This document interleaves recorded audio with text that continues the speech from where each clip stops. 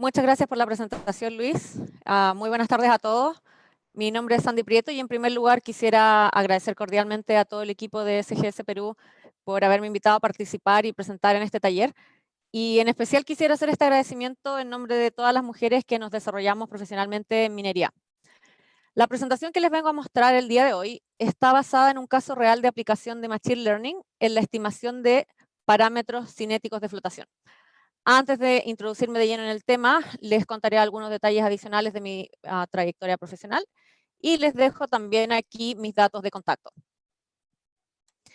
Bueno, soy ingeniero matemático, tal como lo dijo Luis en la presentación. Actualmente formo parte del equipo de geometalurgia de SGS Canadá, pero anteriormente también formé parte muchos años del equipo de geometalurgia de SGS Chile. Me he dedicado principalmente a la gestión de proyectos y análisis de datos y modelos tanto para geometalurgia como algún tiempo también estuve haciendo proyectos en finanzas. Bueno, y vamos a la motivación que nos trae para haber realizado este proyecto. Tenemos acá un diagrama general, ¿cierto?, del proceso de modelación o de obtención de un forecast de producción para una mina.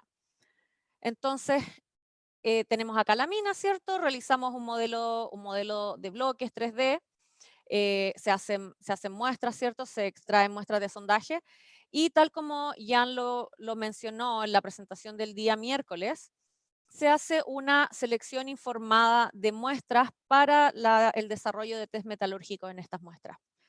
Estas muestras que se seleccionan, ¿cierto?, se toman y son enviadas, ya sea las muestras de sondaje, por ejemplo, son enviadas al laboratorio de SGS para la realización de test metalúrgico. En este caso, vamos a enfocarnos en particular en el test metalúrgico o en el procedimiento metalúrgico MFT, que nos va a entregar nos va a entregar 3 parámetros bien importantes para el modelamiento y para el forecast de producción, que son la recuperación máxima, el K promedio y el alfa. Una vez que obtenemos estos parámetros de los resultados del test MFT, pasamos a poblar esos parámetros a nuestro modelo de bloques. Y ahí se preguntarán, bueno, ahí es suficiente, ¿cierto? Ahí termina nuestro trabajo. No, ahí no termina el trabajo, porque básicamente lo que hemos poblado ahí son solamente estos 3 parámetros, pero lo que necesitamos realmente obtener para el forecast de producción es los valores finales de ley y de recuperación en cada bloque. Entonces, para unir estos dos pasos muy importantes, es donde entra a participar el IGS, un software propietario de CGS, ¿cierto? Que es el Integrated Geometallurgical Simulator, donde nosotros creamos básicamente el modelo de la planta que queremos analizar, la ley, la recuperación final, ¿cierto? Y hacemos las simulaciones que nos permiten hacer la estimación final de la ley y recuperación en cada bloque. Entonces, tal como mencioné anteriormente, me voy a centrar en este estudio en ver cómo podemos mejorar la resolución de nuestra base de datos que tenga los parámetros cinéticos obtenidos del MFT. Ahora, continuando con la motivación de este estudio. ¿Qué pasa? Nosotros tenemos la selección de muestras, ¿cierto? Pero en ciertos escenarios tenemos ciertas restricciones técnicas, ¿ya? También tenemos ciertas restricciones económicas, tenemos presupuestos limitados, no podemos realizar test metalúrgicos para todas las pruebas que quisiéramos, ¿cierto? Es bastante costoso. Entonces, debido a estas restricciones, a veces la prueba MFT solamente la realizamos a un subconjunto de muestras. Que tenemos la etapa que vio Jan el día miércoles y que acabo de mencionar de la selección informada de muestras, pero además muchas veces esas muestras se ocupan para algunos test metalúrgicos y dentro de esas muestras seleccionadas se subselecciona un subconjunto de estas muestras para realizar el test MFT. Ahora, ¿qué pasa? No por el hecho de que no hayamos seleccionado estas muestras significa que no es importante tener información o una estimación de la posible respuesta metalúrgica para aquellas muestras que no seleccionamos. Igual sería importante poder incluirlas en mi forecast de producción, ¿cierto? Entonces, ¿qué es lo que entra en juego acá? Entra en juego que existe una correlación entre las variables MFT y el resto de variables que puedo tener presentes en mi sábana de datos, ¿cierto? Ahora, ¿qué pasa con esta relación? ¿Qué nos interesaría hacer con esta relación? Nos interesaría extraer, analizar, poder tener claro cuál es esta correlación entre las variables y cuantificarla, ¿cierto? Cuantificar y así poder extraer estas relaciones y extrapolarla para poder generar más resultados de MFT para las muestras que no disponen de la realización del test. Así ampliaríamos nuestra base de datos de parámetros cinéticos y mejoraríamos la resolución de las estimaciones geometalúrgicas. Bueno, como mencioné brevemente, ¿cierto? Nuestras variables de interés son tres. Es la recuperación máxima, el K promedio y el alfa. Estos parámetros cinéticos son muy importantes ya que son los parámetros que nos van a permitir hacer la simulación en IGS del proceso de flotación y obtener nuestro forecast de producción. El Rmax es la recuperación máxima por flotación, el K promedio sería el promedio de la velocidad de flotabilidad de las partículas y el alfa sería la distribución de flotabilidad. Todo esto lo podemos obtener si realizamos el test MFT, que sería Mineral Flotation Test y es un test propietario de SGS. Acá tenemos entonces una representación gráfica de lo que obtenemos con el test MFT, ¿cierto? Acá tenemos la curva de recuperación, de flotación, acá en el eje Y tenemos la recuperación, ¿cierto? Y si nos fijamos, entonces el K promedio estaría acá, ¿cierto? En el 50% de la recuperación y el alfa, lo que nos va a indicar, ¿cierto? Sería la pendiente en el punto del K promedio. Entonces, en el fondo, si nuestro alfa es más alto, significa que las partículas o que la distribución de la flotación no está tan dispersa. Y acá otra representación más, un poco más gráfica, que también va a depender de la recuperación de los minerales de ganga o del mineral de valor económico. No quiero entrar tanto en detalle, esto es lo que vio Paulo en la presentación del día de ayer y también David Hatton también vio algunos temas más en profundidad de resultados de MFT, entonces pueden ir a revisar las presentaciones de mis compañeros. Ahora, vamos a nuestros datos. El análisis particular que teníamos acá, nuestro caso de ejemplo. ¿Qué datos disponíamos para realizar nuestro modelo de Machine Learning? Lo bueno de este proyecto es que teníamos una amplia base de datos, una amplia sábana de datos con información bien variada, no solamente información geológica, pero también información geometalúrgica, metalúrgica y caracterización de nuestras muestras. Contábamos con ubicación de las muestras X y Z, teníamos litología, alteración, análisis de mineralogía Quenscam, leyes de cabeza, resultados de pruebas de flotación estándar Denver, extracción parcial, pruebas de difracción de rayos X, ICP. Importante que teníamos muchos datos de muestreos de pilotaje y los respectivos balances y simulaciones. Y si bien es cierto, este modelo no se enfoca en la estimación o no es un modelo de conminución en particular, pero consideramos que también era importante incluir los resultados de las pruebas de dureza, ya que podrían tener un impacto en los análisis de los parámetros cinéticos. Y adicionalmente, obviamente que teníamos nuestras variables MFT, que nos entregan los parámetros Rmax, K promedio y alfa. Ahora, ¿cuáles son los minerales para los cuales teníamos estas variables? 4 minerales: cobre sulfurado, molibdenita, pirita y gángano sulfurada. Entonces, si bien es cierto, parece que tuviéramos que estimar solo 3 parámetros, en verdad tenemos que estimar 12 parámetros, ¿cierto? Porque serían estos 3 parámetros para cada uno de los 4 minerales. Entonces, este es un punto importante, ya que una cosa es que estos parámetros cinéticos MFT solo los teníamos para un subconjunto de las muestras, como dice ahí, no para toda nuestra sábana de datos, ¿ya? Y además que el valor que queremos estimar no es solo un valor, no es que queramos estimar una variable, no tenemos solo una variable target, sino que tenemos 12 variables que queremos estimar a la vez, ¿cierto? Entonces, vamos a ver nuestros datos de una manera más esquemática.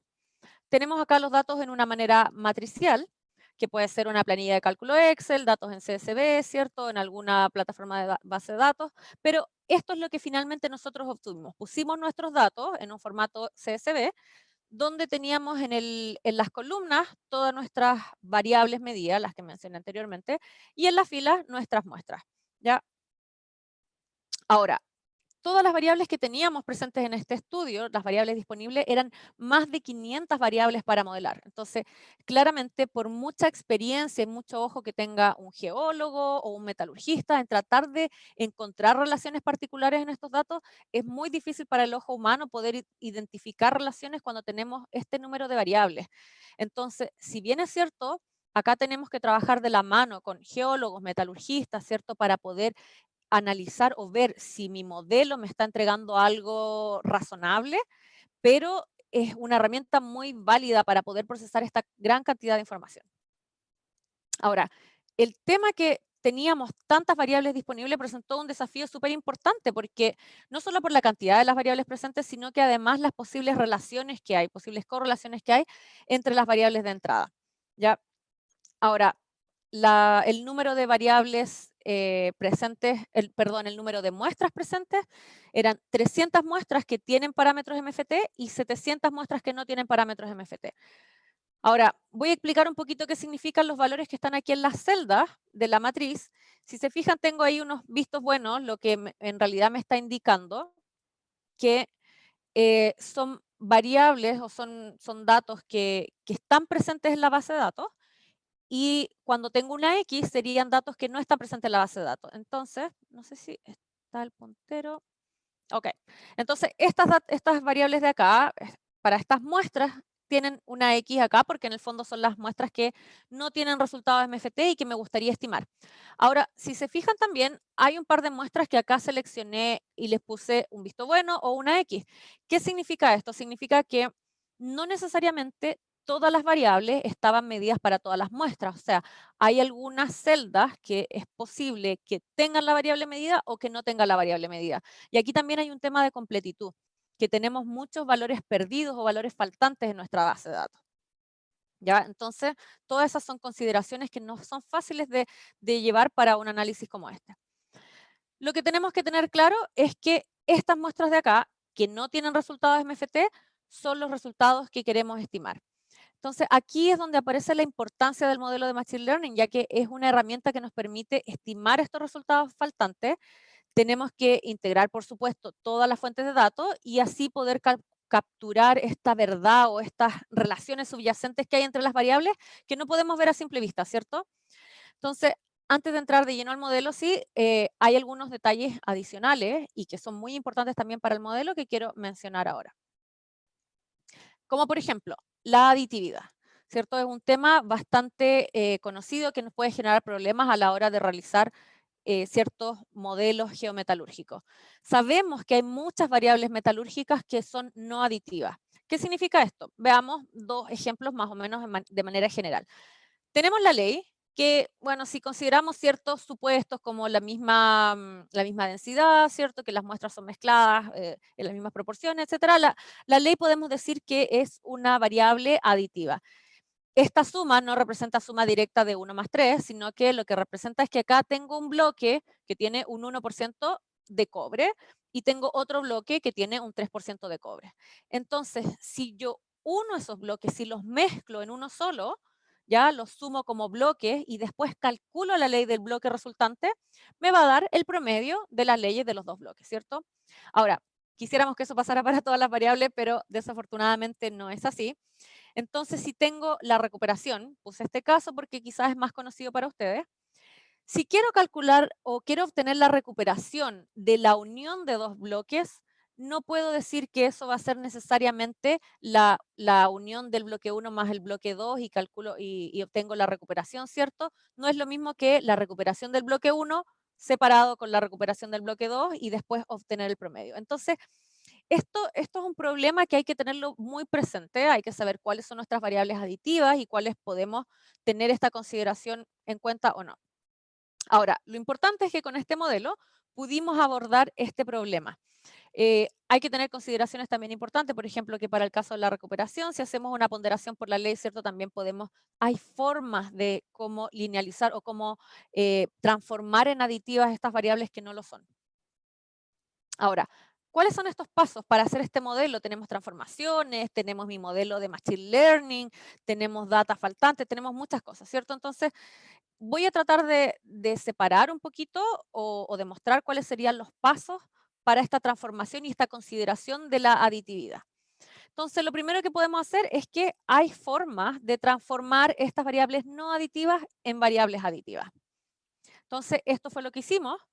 Transformamos nuestras variables y después lo que hacemos realmente, lo que hace el modelo de Machine Learning es que hace una estimación de estas variables transformadas. Es decir, no transformo directamente la variable original, sino que, no estimo la variable original, sino que estimo una transformación de la variable original.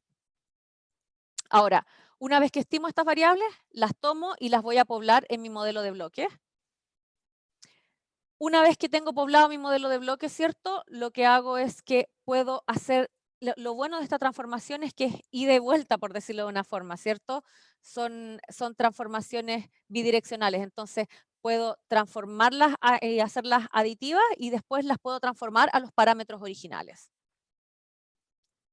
Y finalmente, cuando ya transformo a los parámetros originales, que van a ser mis 3 parámetros cinéticos que obtiene el MFT, los puedo incorporar en la simulación EGS y puedo realizar mi forecast de producción.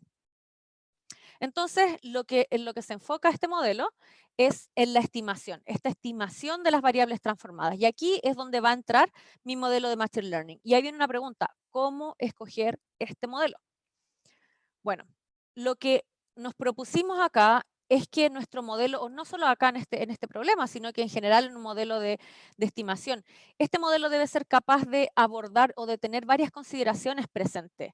Tiene que ser capaz de usar todas las particularidades de nuestros datos. Entonces tenemos varios puntos, como por ejemplo la gran dimensionalidad de los datos, posibles correlaciones, ¿cierto? Incertidumbre en la medición de los datos, ya que las variables no necesariamente va a ser, sabemos que hay mediciones de error, por ejemplo, en la ley, a lo mejor también es la ley más menos, ¿cierto? Más menos un cierto valor. Tenemos muchos valores faltantes o valores perdidos y tenemos una variable target que queremos modelar, una variable objetivo, que en este caso yo le llamo una variable target, pero en el fondo se refiere a las 12 variables que queremos estimar con este modelo. Entonces, ahí aparece el concepto de modelo de aprendizaje supervisado o aprendizaje automático supervisado, que es el Supervised Machine Learning, que es un subconjunto de modelos. Los modelos de Machine Learning en realidad hoy en día son infinitos. Hay muchos modelos. Entonces tenemos que ver cuál es el que se adecua de mejor manera a nuestros datos. Entonces, este modelo, tenemos que tomar un modelo que nos permitiera hacer una regresión, ¿ya? Porque tenemos 2 tipos de modelos, de clasificación y regresión. Clasificación es básicamente agrupar datos o asignar categorías a mis datos, y la regresión es estimar un valor particular. Además, tenemos ciertos datos con los cuales queremos entrenar nuestro modelo y después queremos probar nuestros datos en un conjunto de prueba para evaluar cómo se comportó nuestro modelo o cómo hizo la estimación. Y es así donde aparece entonces nuestro proceso bayesiano-gaussiano de variables latentes, que es específicamente el modelo de Machine Learning que ocupamos para resolver este problema. Ahora, este nombre en verdad parece un poco enredado, ¿cierto? Pero voy a descomponer este nombre en todas sus partes para poder entender un poquito mejor de qué se trata. Y si bien es cierto, no voy a ahondar tanto en este tema tampoco, no quiero marearlos con cosas del modelo, pero estas son consideraciones que creo que es necesario mencionar. Proceso gaussiano, ¿qué significa? Es un método, un modelo de aprendizaje supervisado. Supervisado quiere decir que tengo esta variable objetivo.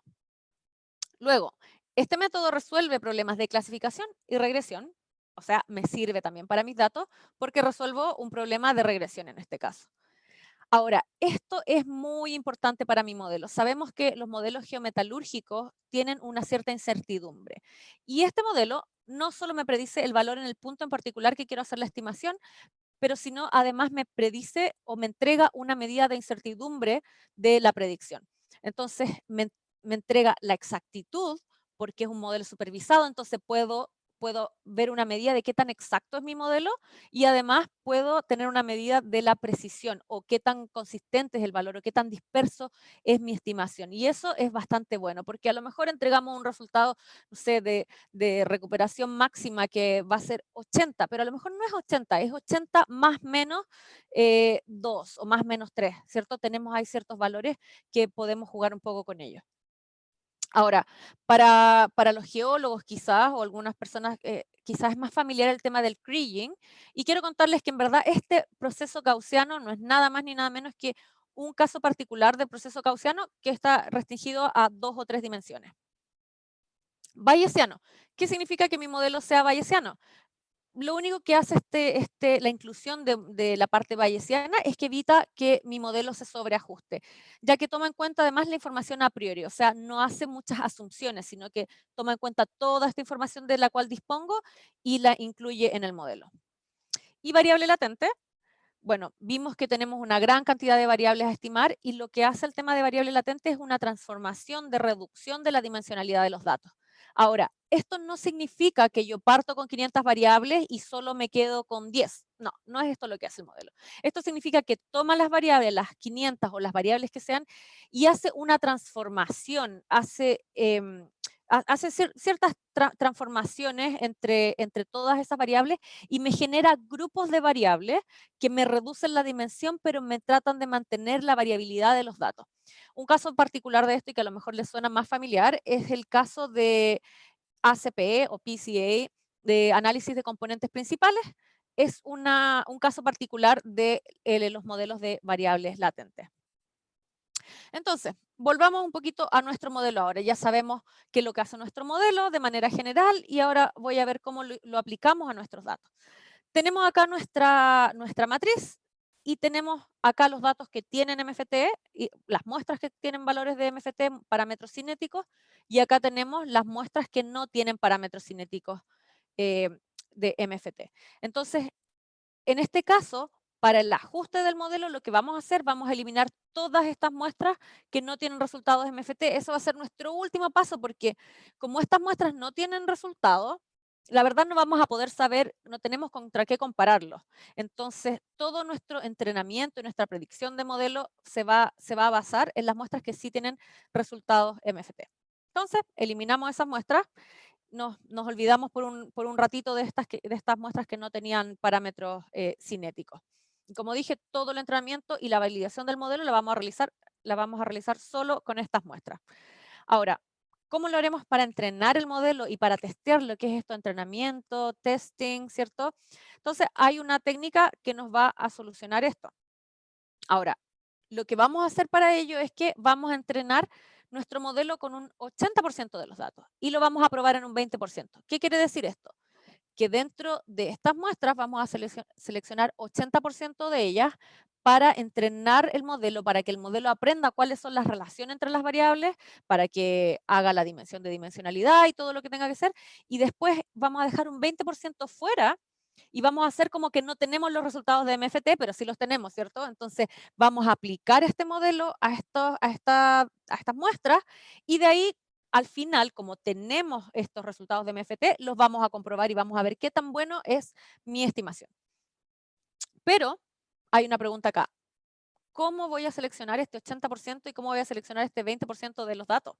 A lo mejor mi 20% donde voy a testear debería ser el primer 20% y selecciono el último 80% para el entrenamiento, pero a lo mejor las muestras del primer 20% son muy antiguas porque tengo mi sábana de datos ordenada por año. Entonces, no, mejor debería estimar con el 80% inicial de los datos y dejar entonces la estimación, la prueba, ¿cierto? Con el último 20% de los datos. Pero a lo mejor estoy tratando de estimar valores muy recientes y los datos con los que estoy entrenando el modelo son muy antiguos. Entonces, aquí hay un problema, ¿cierto? Pero en realidad no es tan problema porque hay una técnica que me soluciona esto y es la validación cruzada. Lo que hace la validación cruzada básicamente es un proceso iterativo donde yo divido mi base de datos con las muestras en una cierta cantidad de subconjuntos, en K-subconjuntos o K-fold, y en este caso utilizamos un K igual a 5. Dividimos nuestra base de datos en 5 conjuntos iguales y lo que hace, vamos a ir iterando el modelo, vamos a ir eligiendo distintos datos 5 veces para entrenamiento y para test. Entonces, en la primera iteración, lo que hacemos es que escogemos como 80% el primer 80%. Escogemos los 4 primeros subconjuntos como datos de entrenamiento y acá hacemos como que estos MFT no tuvieran resultados, aplicamos el modelo y comprobamos, testeamos en este subconjunto y calculamos el rendimiento de mi modelo y lo almacenamos. Lo almacenamos para ver al final hacer la evaluación. Luego decimos, ok, voy a utilizar el primer, segundo, tercero y quinto subconjunto de mi muestra para entrenar mi modelo y lo voy a testear en el cuarto subconjunto. Calculo el rendimiento de mi modelo en mi segunda iteración y lo almaceno. Y así sucesivamente, elijo el otro grupo, la tercera iteración, cuarta iteración, quinta iteración, y ahí terminamos, ¿cierto? Porque estamos haciendo un modelo con 5 grupos. Ahora, tenemos que ver qué tan cerca estuvo la estimación de mi modelo versus el valor real, ¿cierto? Y eso es lo que veo con este análisis del rendimiento. Lo vemos con algo que se llama el análisis de bondad de ajuste del modelo, que en el fondo no es nada más ni nada menos que medir cómo se comportó, qué tan cerca estuvieron mis estimaciones del valor real. Entonces, el rendimiento final del modelo va a ser un promedio del rendimiento en cada paso de mi modelo. Ahora, rendimiento, ¿cómo analizo esto, cierto? Bueno, hay distintas métricas para evaluar el desempeño de un modelo y en este caso la que vamos a utilizar es el error cuadrático medio, que básicamente es un promedio de las diferencias al cuadrado entre el valor estimado y el valor real, ¿cierto? Entonces, se espera que este valor sea bastante pequeño, mientras más pequeño mejor, porque significa que entonces estoy más cerca de mi estimación, ¿ya? Ahora, aplicamos este modelo, no voy a entrar en los detalles específicos del código y eso, este modelo fue programado en Python y lo que hicimos es la estimación de mis variables transformadas. Como ya dije, las transformamos a variables aditivas y les voy a mostrar cuáles fueron los resultados de aplicar todo esto que ya les expliqué anteriormente, aplicarlo en nuestros datos y ver un poquito cómo fueron los resultados prácticos. Entonces, tenemos una variable acá que llamamos R1 y otra variable que llamamos R3 y aquí pueden apreciar en el eje X tengo mi valor real, en el eje Y tengo mi variable estimado por el modelo, lo mismo para ambos gráficos. Recordemos que tengo 4 minerales, cobre sulfurado, molibdenita, pirita y gángano sulfurada. Entonces aquí estoy mostrando simplemente 2 de las variables que usamos en las transformaciones para el cobre sulfurado. Y como les mencioné por ahí, este modelo no solo estima un punto, sino que además me da la estimación con un cierto rango de incertidumbre. Entonces, esta es la estimación que me entrega mi modelo. Veamos otros de los resultados. Tenemos otro de las variables, perdón, que utilizamos en la transformación, que es el R3 delta, y acá también vemos la estimación con la medida de incertidumbre. Y el Rmax, que sería nuestra variable de interés, ¿cierto? Bueno, y otras variables de interés, acá no quiero ver en detalle todas las variables. Entonces, lo que tenemos que hacer, ya tenemos nuestra estimación y ahora, como podemos volver atrás, ¿cierto? Hacemos la transformación inversa a los parámetros originales y ahora tenemos que ver, ok, ya vimos cómo quedaron estas variables transformadas, pero ahora lo que me interesa ver a mí es cómo se comportaron mis parámetros cinéticos, ¿cierto? Entonces vamos a ver en un gráfico también cómo fue la estimación, el performance de este modelo. En el eje X nuevamente tengo la variable, como el valor real de la variable, y en el eje Y tengo la variable estimada por el modelo. Y pueden ver acá la gran precisión de este modelo, ¿cierto? O sea, por lo que vemos acá, esto es un modelo que se está comportando bastante bien para la base de datos disponible que teníamos. Acá estoy viendo en el lado izquierdo la recuperación máxima para el cobre sulfurado y en el lado derecho el K promedio para el cobre sulfurado. Por supuesto que hay cierta dispersión en el modelo no es preciso, después se pueden hacer análisis más precisos para ver por qué estas muestras a lo mejor no fueron bien estimadas, quizás pertenecen a un dominio distinto o a lo mejor tenían mucha arcilla, el modelo no agarra el comportamiento de arcilla, no sé, hay muchas consideraciones que hay que analizar. Acá vemos 2 variables más, el alfa para el cobre sulfurado y quise también poner aquí un gráfico del K promedio para la pirita, la estimación. Entonces, eso es básicamente lo que hace nuestro modelo y ahí acá estamos listos, ¿cierto? Tenemos nuestra predicción de los parámetros cinéticos y estamos listos para incluir estos parámetros cinéticos en el IGS y finalmente poder hacer este forecast de producción. Recordemos que en el IGS podemos simular todo el modelo de bloques. Entonces, hacemos esta simulación con los parámetros cinéticos y después podemos estimar realmente los valores de recuperación máxima y de leyes final del concentrado. Entonces, en conclusión, esto es lo que estamos haciendo con el modelo, ¿cierto? Partimos acá de valores faltantes, hacemos la estimación del modelo, obtenemos los valores MFT, ampliamos nuestra base de datos. Ahora, al tomar en cuenta esta relación entre las variables y poblar estas estimaciones en el modelo de bloques, por supuesto que vamos a reducir la incertidumbre geoestadística en la estimación de los parámetros cinéticos de flotación. Además, ya que este modelo de Machine Learning utiliza las covarianzas entre todas las variables medidas, lo cual es muy importante. Entonces, se reduce significativamente esta incertidumbre geoestadística en la estimación. Poblamos nuestro modelo de bloques, traspasamos, ¿cierto?, nuestros datos al modelo IGS y luego esto nos permite obtener, ¿cierto?, nuestra recuperación final, nuestra ley de concentrado final y poder saber realmente, como dije al principio, no nos basta con solamente tener parámetros cinéticos, lo que nos importa es saber la recuperación y la ley del concentrado final. Conclusiones de nuestro estudio. Bueno, con una adecuada selección de muestras y con un conjunto de datos adecuado es posible obtener estimaciones de resultados metalúrgicos y reducir la incertidumbre en la modelación geoestadística y en el forecast de producción. Y por supuesto que si planificamos adecuadamente, partiendo por la selección de muestras otra vez, muy importante, podemos optimizar nuestros recursos, ¿cierto? Ahora, posibles dudas que puedan tener, a lo mejor antes de que las pregunte, quizás debería haber dejado que alguien las pregunte, pero siempre me hacen este tipo de preguntas. ¿Podemos aplicar un modelo de Machine Learning si tengo menos variables? ¿Siempre necesito 500 variables? La verdad es que no necesito tener tantas variables, puedo tener 2, 3 variables, 5, 10. Ya solo necesitamos comprobar que se cumplen los supuestos y si podemos aplicar modelos con menos variables. ¿Es posible aplicar otro tipo de modelo a mis datos? También, sí podemos aplicar otro tipo de modelo a mis datos, pero también hay que revisar si los modelos cumplen los supuestos para ser aplicados en los datos que tenemos. Y justamente cuando hablo de otro tipo de modelos, ya no me queda mucho tiempo por lo que veo, estoy cumpliendo el tiempo de la presentación, pero voy a mencionar rapidito otro tipo de modelos de Machine Learning que han sido utilizados por SGS Canadá. Voy a solamente hacer la introducción, un paso muy rápido por estos modelos. Tenemos el algoritmo filogenético especializado, el cual principalmente se usa en una fase de interpretación para identificar familias de roca y crear grupos litológicos. Tenemos el algoritmo de árboles de clasificación potenciados, los cuales son bastante buenos para predecir o para bueno, sí, para predecir, para estimar datos cuando tenemos una correlación no lineal entre las variables. Y bueno, nuestro modelo que vimos hoy, ¿cierto? Que no solo se ocupa para el problema que vimos hoy, ¿cierto? Sino que también puede ser, ha sido ocupado para otros objetivos, ¿ya? Si tienen más consultas, por supuesto que pueden preguntar más adelante, podemos enviar más información de cómo, en qué otra manera ha sido ocupado este modelo, que cabe mencionar que fue un modelo que ganó un concurso internacional para encontrar target de un depósito, ¿cierto? Entonces, vale la pena probarlo. Quiero hacer la mención especial a Doug Hatfield, quien fue quien empezó con este modelo. Yo lo continué básicamente, pero gran parte del trabajo fue desarrollado por él.